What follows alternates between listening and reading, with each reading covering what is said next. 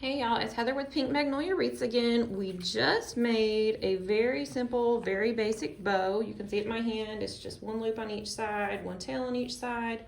But we're gonna up the number of loops on this just to make it a little bit more exciting. So what we're gonna do is, let's see, I'll just keep this one the way it is. We're gonna do the same exact steps we did for the first bow. If you missed that video, just go back and play that one.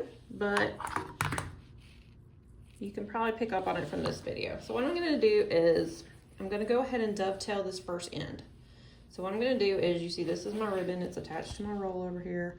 So I'm gonna fold it in half where the wired edges are touching, and then just draw an imaginary diagonal line there, cut it, and then it gives you a pretty V shape, okay?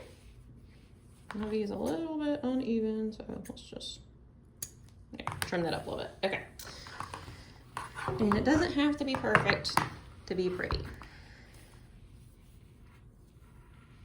Okay, so I'm again gonna do a 10-inch tail like we did before. So you put your ribbon in between these two poles, and then you're just gonna pull it out how far you want it. So we said we're gonna do 10-inch tails. So there's a 10. So now in between these poles, you're gonna twist. I don't know how well you can see my twist there. So you can see, put it in, measure it out, twist. Okay, so we're gonna do, this is a 7-inch loop. So the ugly side is down, and now we're gonna do the pretty side back over. Here's all my ribbon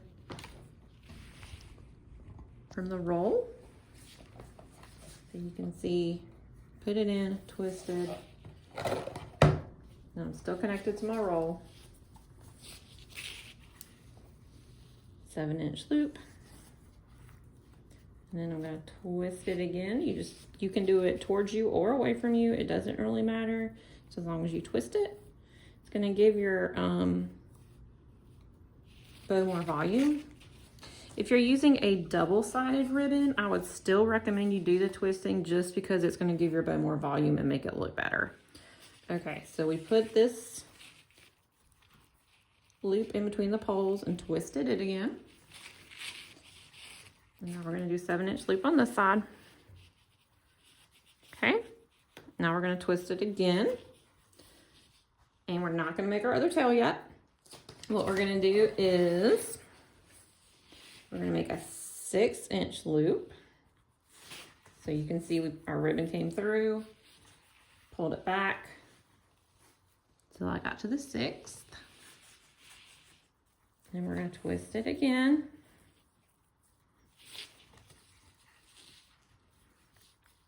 Here's our 6-inch. And then here's our 10-inch tail. And then we're gonna dovetail our 10-inch tail.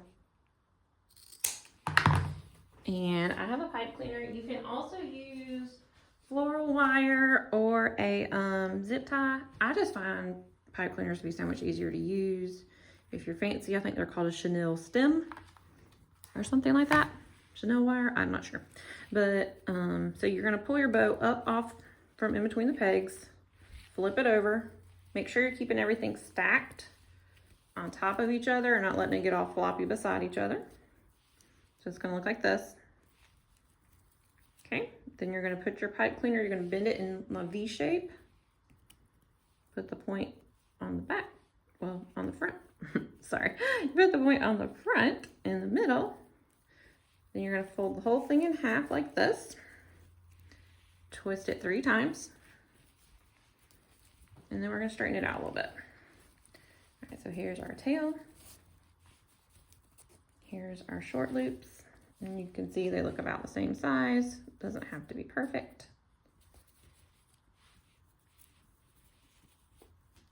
And now it's got 4 loops. So that's the next step up. So here's the second most basic bow we can do. And now you can add that to anything. And with this method, you don't see the pipe cleaner as much, I feel like, but if you still want to cover your pipe cleaner, you can do the exact same thing we did in video 1, where you cut about 3 inches and wrap it around, and you can secure it in the back of the pipe cleaner. If you feel like that's not enough securing, you can always take a little dot of hot glue, and that'll also hold it very well too. All right, thanks.